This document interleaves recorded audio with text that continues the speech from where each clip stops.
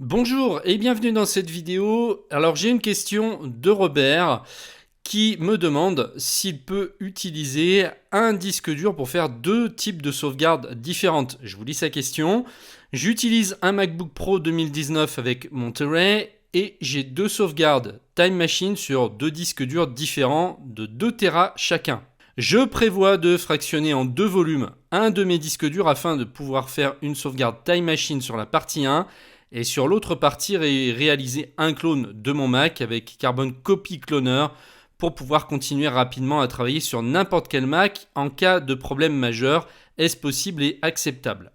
Donc je vais lui répondre oui, tout à fait, on peut le faire, c'est-à-dire prendre un disque dur, le partitionner en deux pour en faire deux finalement. Sauf qu'il ne faudra pas quand même oublier que mécaniquement, on n'a qu'un seul disque dur. Donc là, je vais vous répondre oui si vous avez toujours vos deux disques durs pour faire vos deux sauvegardes Time Machine. Si vous en prenez un sur les deux que vous partitionnez, alors je dis oui, effectivement. Par contre, si c'est pour récupérer un disque, c'est-à-dire n'en utiliser plus qu'un, là je vous le déconseille. De mon point de vue, il faut avoir toujours deux sauvegardes sous la main, au cas où la première sauvegarde ne fonctionnerait pas ou aurait eu un problème. Donc là, ce que vous faites dès le départ, c'est-à-dire avoir deux disques durs différents, pour avoir deux sauvegardes Time Machine, c'est parfait. Bien sûr, une sauvegarde, c'est mieux que rien, mais deux sauvegardes, vous allez vraiment éviter beaucoup de risques au cas où la sauvegarde ne fonctionnerait pas et qu'il y a un problème mécanique avec justement le disque dur. Partitionner un disque, ça revient à avoir deux autres disques, mais virtuellement. Mécaniquement, on en a toujours un seul. Et donc, en cas de problème, si le disque est défaillant, vous perdez vos deux sauvegardes. Donc, il vaut mieux toujours sauvegarder sur deux disques durs différents. Maintenant, si vous gardez les deux disques durs, un pour Time Machine et un autre pour Time Machine plus Carbon Copy, je dis OK. Et on va voir dans cette vidéo comment procéder. Actuellement, j'ai une sauvegarde de Time Machine qui tourne sur mon Mac de formation. J'ai pas besoin d'en avoir plus parce que même si je perds toutes mes données sur ce Mac, c'est pas grave en fait. Mais j'en fais une quand même pour pouvoir récupérer mes données rapidement, pour éviter de perdre du temps si vraiment j'avais besoin de récupérer quelque chose. Et là, je viens de faire la mise à jour donc sous Monterey. Et ce que je vais faire, je vais formater ce disque dur pour repartir à zéro et refaire des sauvegardes uniquement à partir du nouveau système Monterey à partir de maintenant. Puisque j'ai pas de fichier à récupérer spécialement en cas de problème sur l'ancienne sauvegarde. Par contre, s'il s'agit de votre Mac principal, que vous avez des données vraiment importantes, vous devriez avoir deux disques durs externes pour deux sauvegardes Time Machine différentes. Ça, c'est vraiment ce que je vous conseille. Maintenant, ce que nous dit Robert, c'est qu'il veut utiliser un de ces deux disques pour en plus rajouter donc une sauvegarde de copy cloner.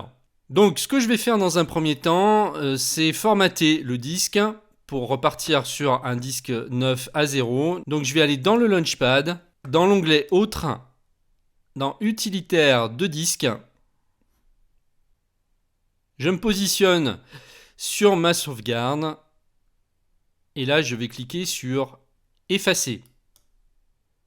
Par défaut, il me propose de garder le même nom, le format APFS que je vous conseille sur les derniers Mac, c'est le meilleur système qui existe au niveau des fichiers, et vous cliquez sur Effacer.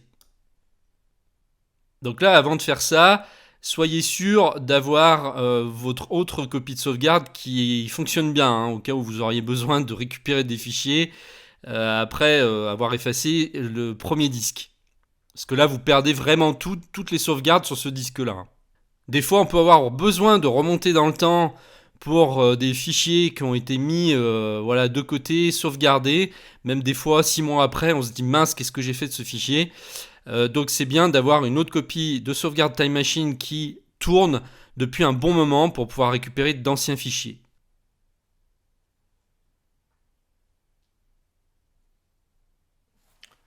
C'est fait. Maintenant, on va partitionner ce disque dur. On va donc le transformer en deux disques durs virtuels. Donc, je vais cliquer sur Partitionner. Je clique sur le plus ici, donc pour ajouter une partition. J'ajoute un volume que je vais nommer Copy Cloner. ou sauvegarde copie cloneur plutôt. On va prendre le même format que l'autre, APFS sensible à la casse. Vous cliquez sur Ajouter.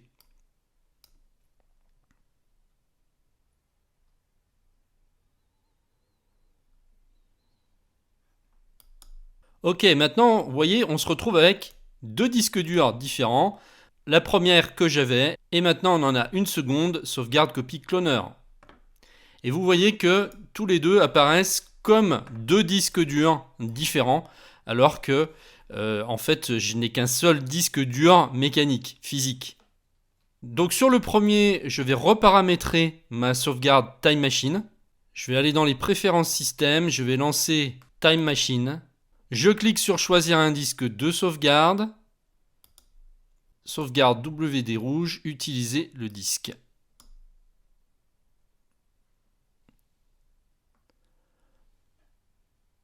Voilà, pendant qu'il prépare la sauvegarde, qu'il l'effectue, on va pouvoir aller télécharger le logiciel Copy Cloner, que je vous conseille, hein.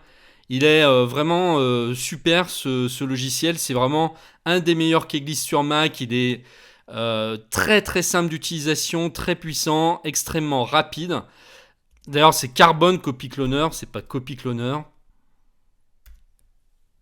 Je vous mettrai le lien juste en dessous de la vidéo hein, pour que vous n'ayez pas à le rechercher.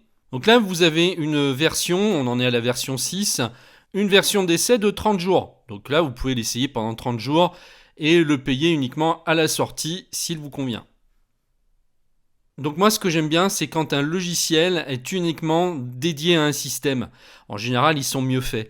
Quand il y a un logiciel qui est développé uniquement sous Mac, eh bien, forcément, ce logiciel est meilleur que s'il y a une version Windows.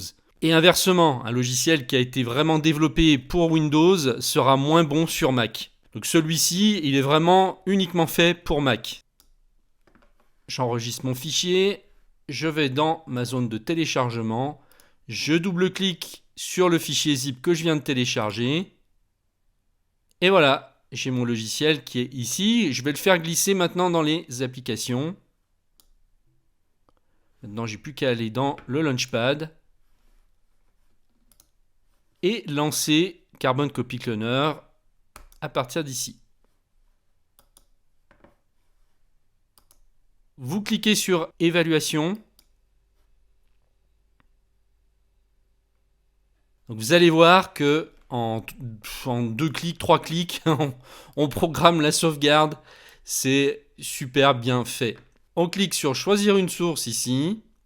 Donc je veux copier, donc cloner mon disque dur du Macintosh vers la destination sauvegarde copy cloner que je viens de créer. Et là, je vais cliquer pour programmer ma sauvegarde. Je vous conseille de le faire tous les jours au moins. Après, si vraiment vous voulez être tranquille, vous pouvez mettre chaque heure. Hein. Bon, moi, je vais le mettre sur tous les jours. Ici, vous spécifiez si c'est tous les 1 jour, ou tous les 2 jours, ou tous les 3 jours, etc. Et là, vous pouvez même choisir le jour et l'heure. Enfin, donc là, ce qui nous intéresse, c'est l'heure à laquelle vous voulez déclencher tous les jours votre sauvegarde. Donc moi, midi, je mets midi en général parce que à midi, on mange. Et donc, il sauvegarde pendant que on n'est plus sur la machine, c'est toujours mieux. Voilà, je clique sur terminer. Je clique sur enregistrer. Donc là, il nous demande d'installer un utilitaire privilégié de Carbon Copy Cloner. Donc faites-le, il a besoin de ce programme en fait pour fonctionner le mieux possible. Vous saisissez ici le mot de passe de votre session.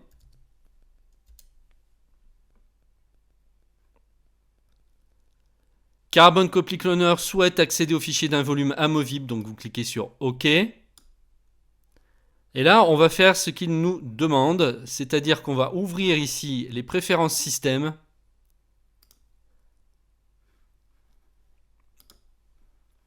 On va dans Sécurité et Confidentialité. Dans l'onglet Confidentialité, on va chercher le dossier accès complet au disque. Là, on va cliquer pour déverrouiller. Vous saisissez le mot de passe de votre session.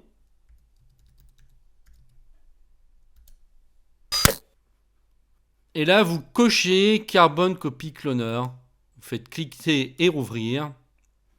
Vous fermez. Alors là, j'ai un petit message qui m'indique que le format de sauvegarde Copy Cloner respecte la casse, ce qui ne correspond pas à la source. Effectivement, j'avais formaté en APFS sensible à la casse. Donc apparemment, il vaudrait peut-être mieux le faire en APFS tout court. Voilà.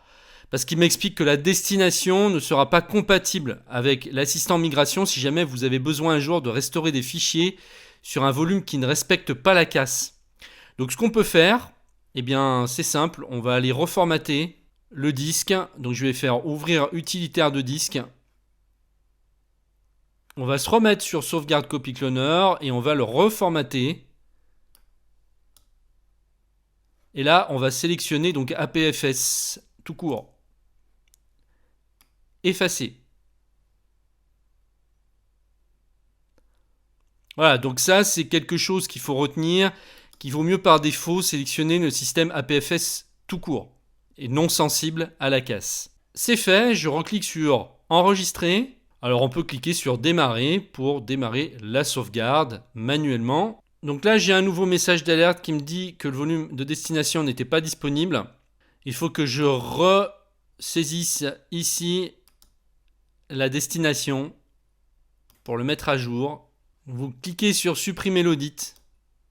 Et là cette fois, c'est parti.